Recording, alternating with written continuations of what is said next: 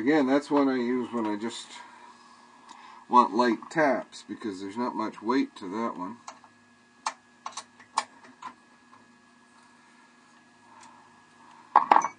Like, I think I used that one when I was putting the inlays in my bottle stoppers on the video.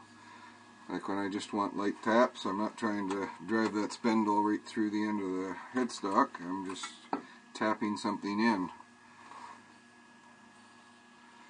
And you can see the handle there has definitely been gripped a few times, because I don't think I put any finish on it when I originally turned it.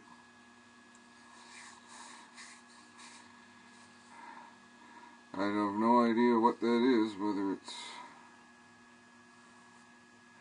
you know, looking at the end grain, I'd almost think it was made out of a cherry branch or something, but it could just be soft maple.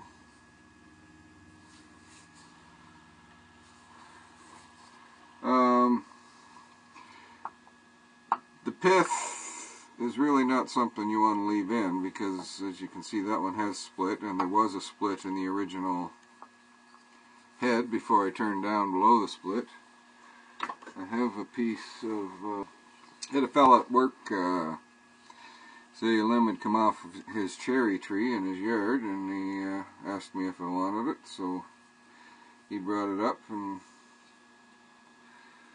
this was a small piece. It actually wasn't even very straight. It had a bit of a curve to it, so I just stuck it on the lathe and turned it down to a cylinder. The pith, you can see, is off center, and it has split directly to the pith, both ends, and that is one heck of a split in there. Now, I still may be able to get something out of this section of it, but like as it is, it's not much good for anything. So that's why you don't want to leave the pith in turnings if you can help it. Alright, so this is that's a piece of hard maple I had. It was about 26 inches long and, oh, looks like about 3 inches square or so. Yeah, pretty close.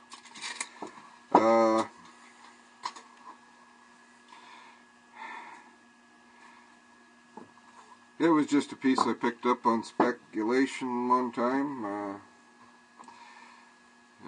without any specific purpose in mind for it.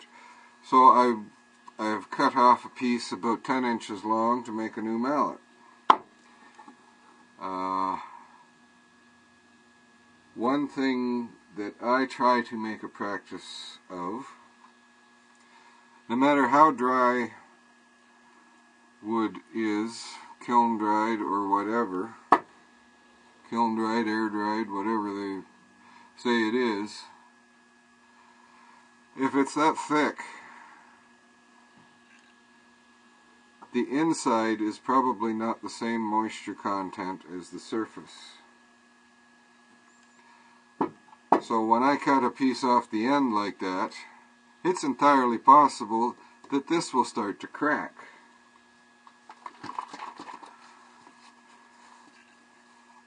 It has happened to me enough times that I just assume that it is going to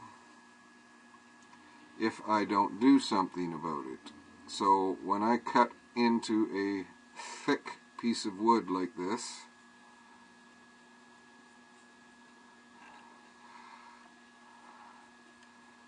I seal the end, the fresh cut end.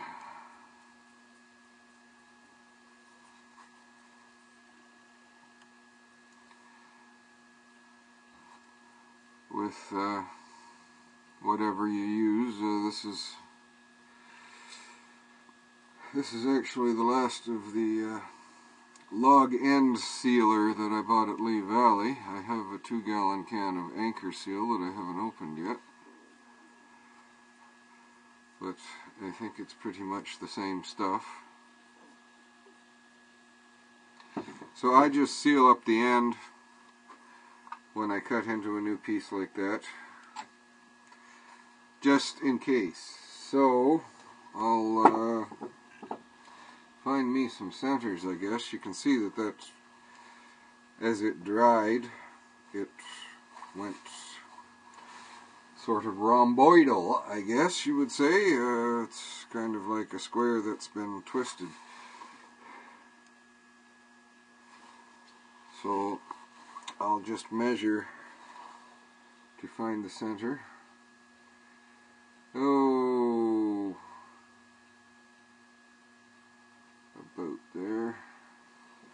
Again, none of this is critical.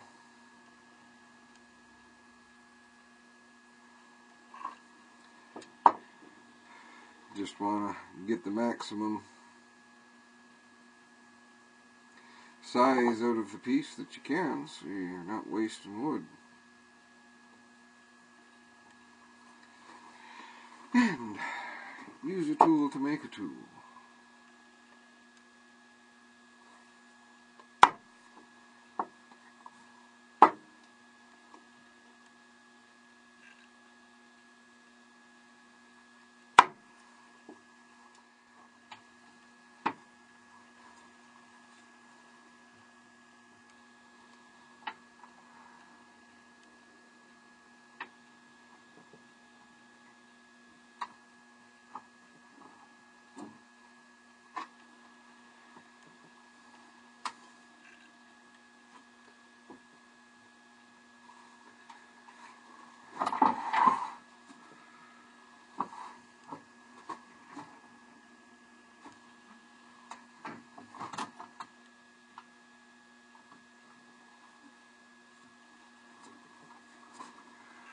Okay, so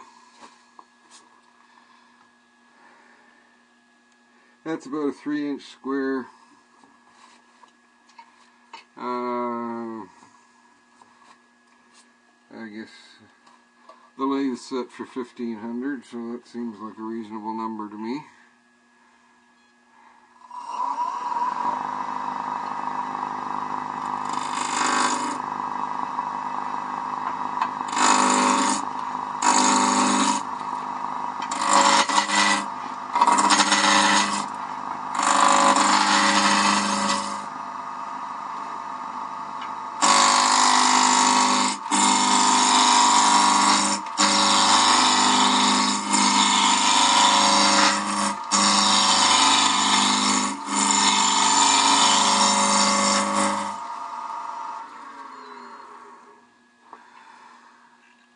Okay, when you roughen down a square like this, you want to cut from the middle to the ends. You don't want to start at the end and try it, because if you catch, it's quite easily, depending on which way the grain's running and stuff, it can catch and split way back in on you. So it's better to work from the middle out, at least until you get down to round. And the corners come off pretty quick. You got to keep moving the rest in.